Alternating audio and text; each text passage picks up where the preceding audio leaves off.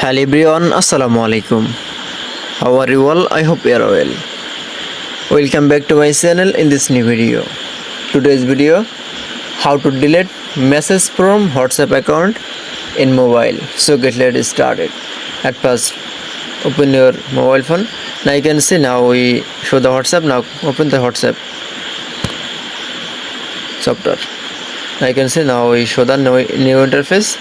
Now we select from any account the friend and scroll the